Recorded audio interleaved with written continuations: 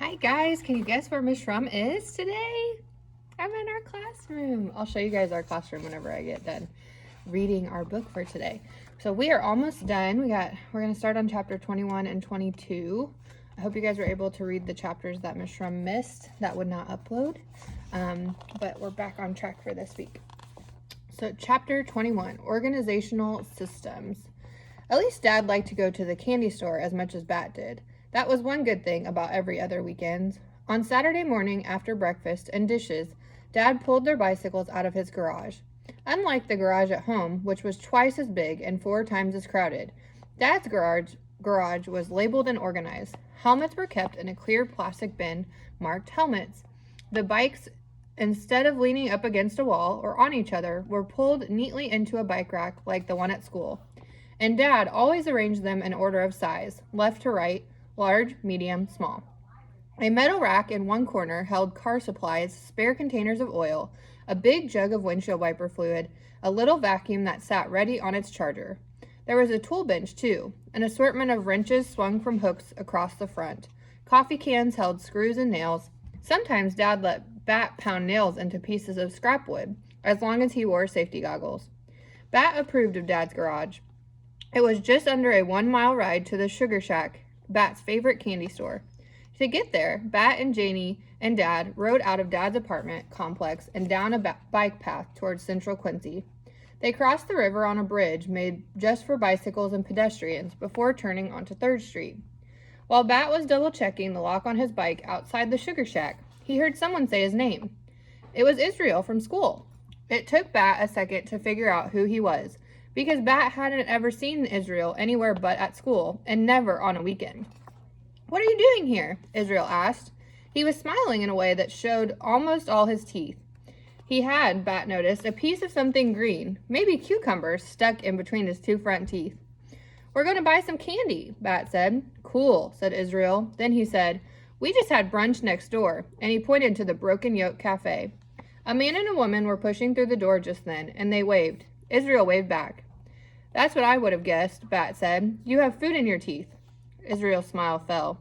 "Okay," said Bat. "See you Monday at school." "Hey," said Israel. "Wait." Bat waited. "I was wondering about the skunk. Do you still have him?" "Of course I do," said Bat. Then, "Well, not right now because I had to spend the weekend with my dad."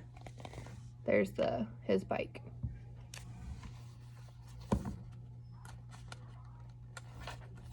"Oh," said Israel. "I didn't know your parents were divorced." Bat didn't say anything to that, because it wasn't a question. Still, Israel stood there on the sidewalk, like he was waiting for Bat to say something.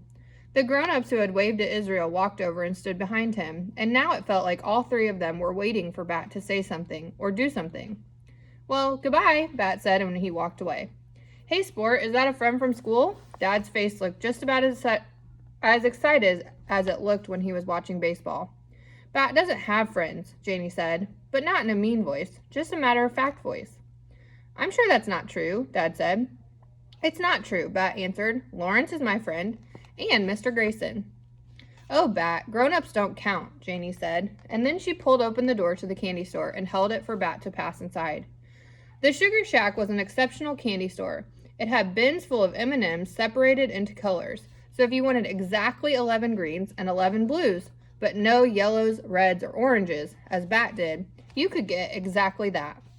Along the back wall were all the gummies, gummy bears, gummy worms, gummy sharks, gummy hippos, gummy rhinos, gummy jellyfish, gummy dinosaurs, gummy frogs, gummy sea stars, gummy zebras, gummy camels, gummy parrots, gummy crabs. Wow, that's a lot of gummies. Bat did not like gummy candy, but he always got one gummy sea star anyway. He liked the way they felt in his hand.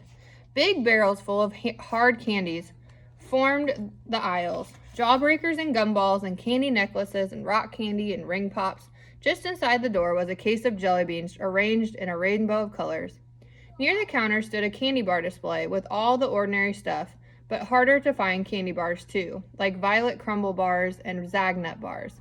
"You sure inherited my sweet tooth," Dad said, loading up his own plastic bag with jelly beans. "Actually," Bat said, "teeth have nothing to do with it.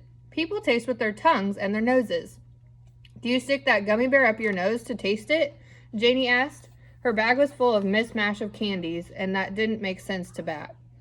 It's a gummy sea star, Bat said, and no, the way something smells is part of how you taste it. Well, I guess that's why people don't eat skunk meat, Janie said. P.U. She wrinkled her nose and stuck out her tongue. Thor does not stink, Bat said. He doesn't even spray yet. But he will, Janie said. I hope not until after we get him to the rescue. Maybe we'll keep him, Bat whispered. Sport, your mom can't adopt every stray animal that comes into her clinic, Dad said. She'd have a zoo if she did. We won't adopt all of them, Bat said, just this one. Mom said we're only going to keep him for a couple more weeks, Janie told Dad, but Bat is getting too attached.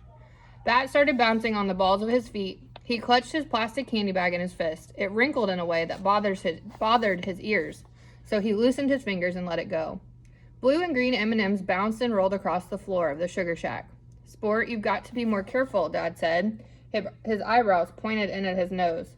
Bat felt tears welling up in his eyes. He swiped at his face with the arm of his shirt and turned toward the door. Under the sole of his shoe, he felt the crunching squish of a flattened M&M. Why is he getting upset? Before bed on Sunday night, Janie always took a shower and washed her hair. Lately, she'd been weaving it into 6 braids while it was still damp so that she could have wavy hair in the morning. Janie's hair was usually stick straight, like Dad's and Bat's, though hers was a dark, dark brown instead of black. When she came out of the bathroom in her pajamas carrying a wide-toothed comb and 6 hair ties, Bat asked, "Can I braid it?" "I can do it myself," Janie said. "Let him try," Dad said from the couch where he sat watching baseball on TV. He had an orange and black baseball cap on his head because tonight he was rooting for the Orioles. He had a collection of caps for all the teams he liked, and whenever one of the teams was playing, he'd select the right baseball cap from the top shelf in his closet and wear it for the whole game. Dad said he didn't believe in luck, but it sort of seemed like he did. "Okay," said Janie, "but if you mess up the braids, I'm going to redo them." She sat cross-legged on the floor, facing the TV. Bat sat behind her on the couch next to Dad. Janie handed him the comb. Bat started combing at the bottom the way Janie had taught him, so he wouldn't pull her hair. He worked out all the little tangles with the teeth of the comb, so he made his way up toward the top of her head. Soon he could pull the comb straight through her hair from the very top to the ends without snagging at all. Then he divided her hair into 6 sections, 2 in the front, 2 in the middle, and 2 in the back. The back 2 sections looked a little thicker than the others, but Bat didn't think Janie would notice. He picked up the front left section of hair and started braiding. "Go, go, go!" Dad yelled at the TV. One of the baseball players had made a good hit and was running as fast as he could around the bases.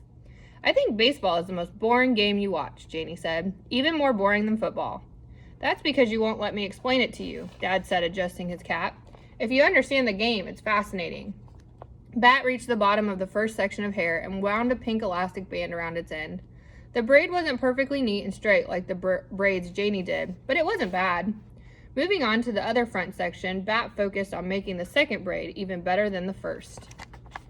So there he is, braiding her hair. And Dad's watching baseball. "Make sure you're braiding it tight," Janie said, "so it's really wavy." "I am," Bat said. Bat loved braiding Janie's hair. Even though he usually wasn't very good at hand things, he liked the feeling of damp, heavy hair. He liked organizing it into a series of smaller, neatly contained braids. He liked feeling close to Janie like this, by helping her and touching her, without having to have a big conversation that might turn into a fight. Getting along with people was hard for Bat. Figuring out what they meant when they said something, or when they made certain faces at him. People were complicated. But braiding was easy. What does complicated mean if people are complicated? There, he'd finished the second braid and wrapped the end of this one in a dark green elastic. Janie reached up and touched the braid, then pulled it in front of her face so she could see it. "Not bad," she said. "Yes," yelled Dad. He stood up from the couch, grabbing the cap from his head, waving it around. It wasn't the same as being at home. Mom wasn't here. Thor wasn't here. But maybe every other weekends could be okay. You guys want to see the room? It's all packed up for summer. There's all of the room. All of our desks are over there, all stacked up. I hope you guys have a good Monday. Bye.